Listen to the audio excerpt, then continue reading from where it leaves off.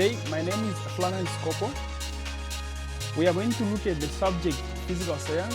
The topic is atomic structure and the periodic table. Before we go into the main lesson, I quickly want us to look at the objectives. We have two objectives in this lesson. The first objective is that at the end of the lesson, learners are expected to deduce the structure of atoms and ions from given proton and nucleon numbers. Our last objective for this lesson, at the end of the lesson, learners are expected to define isotopes as atoms with the same number of protons but different number of nucleon. Let us look at the main lesson. I'll start by looking at the notation X A to Z. The X represents an element of interest, or the X represents an atom of interest. The A indicates the atomic mass. The Z represents the atomic number. So this is to say, if I have to use the keys, the A relates to the atomic mass.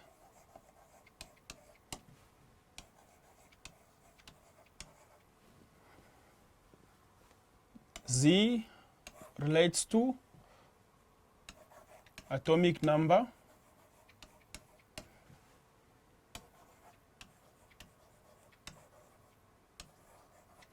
Some people prefer to use the word proton number. It has the same meaning. And then lastly,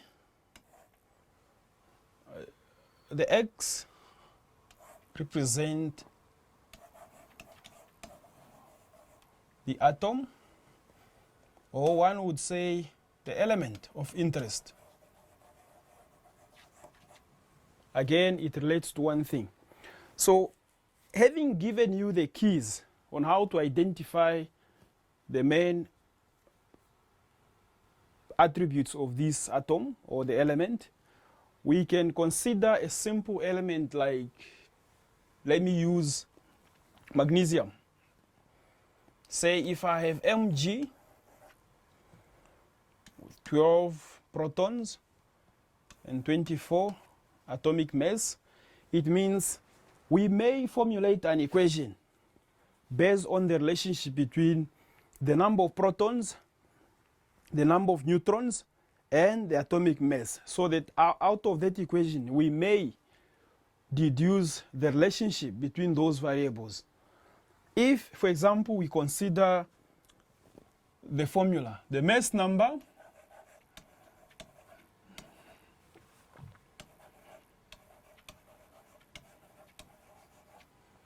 equals to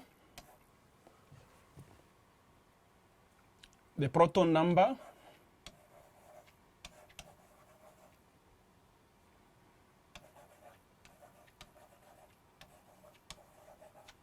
plus the neutron number.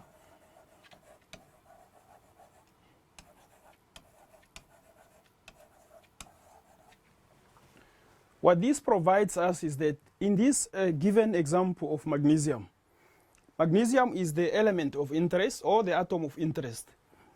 What we can say is that if we substitute the numbers 24, in this case, if I'm using the the atomic mass unit, there's nothing wrong for me to say magnesium in this case will be 24 atomic mass unit, AMU. And then this will equate to the number of protons. In this case, we agree that 12 equals to the number of protons, and then 12 again equals to the number of electrons, because this is a neutral atom. Therefore, we have 12 protons and then followed by the unknown, which is the neutron number. So I'll use x as the variable to represent the number of neutrons.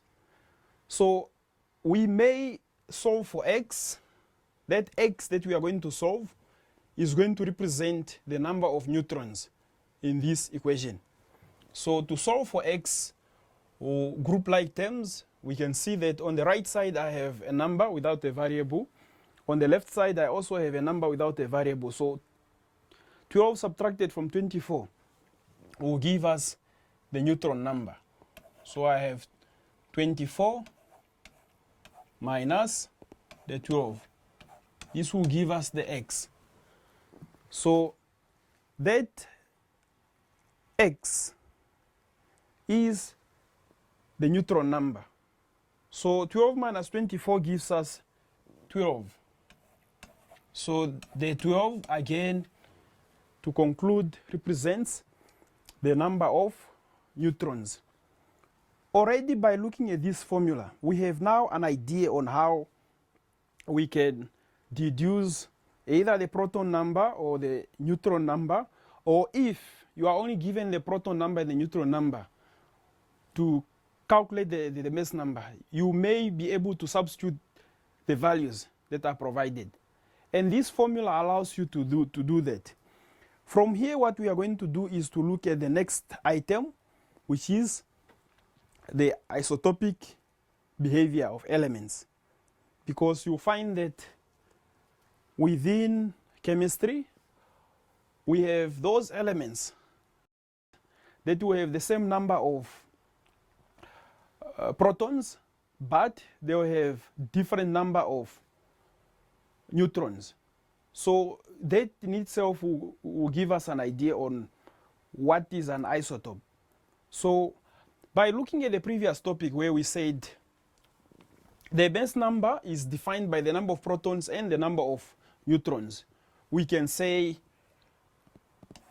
isotopes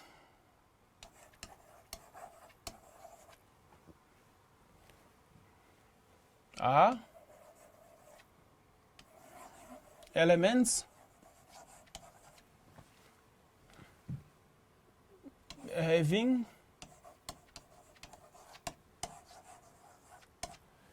the same number of protons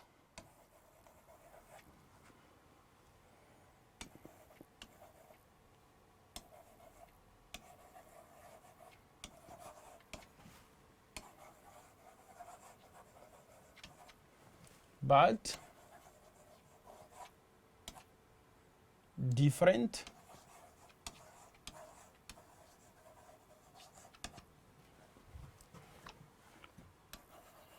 numbers of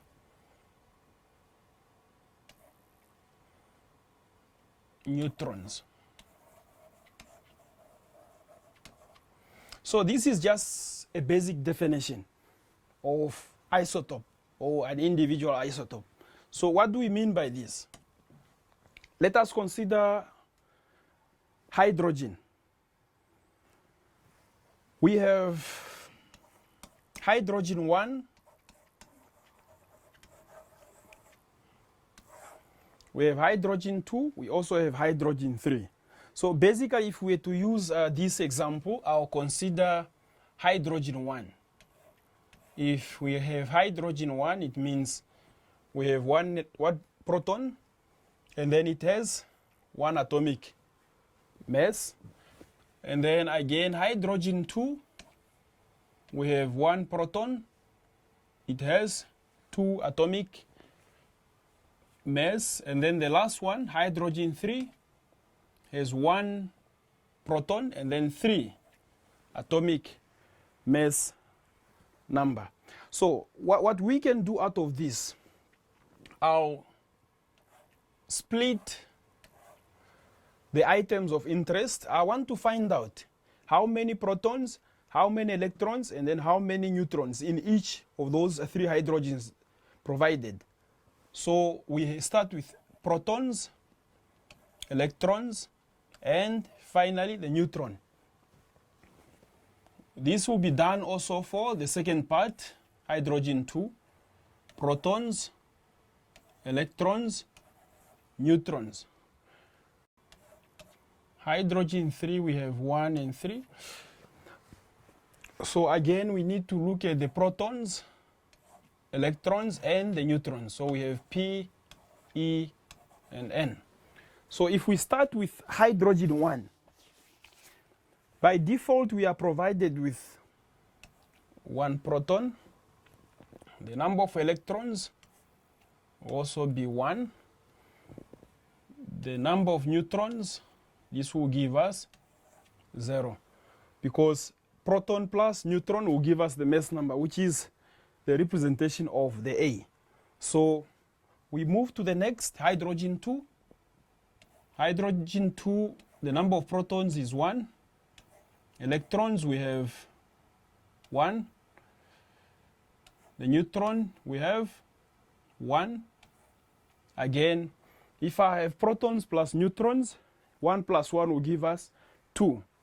And then the last one, hydrogen 3, number of protons, 1. Number of electrons, 1. Number of neutrons, we have 2. 2 plus 1, so in other words, P plus N yields 3. So by looking at this atom of hydrogen, where we have the same number of protons, the emphasis is to say, all right, if we look at the number of protons in each hydrogen given, this is our focus. We have 1 proton. We have 1 proton for the second hydrogen.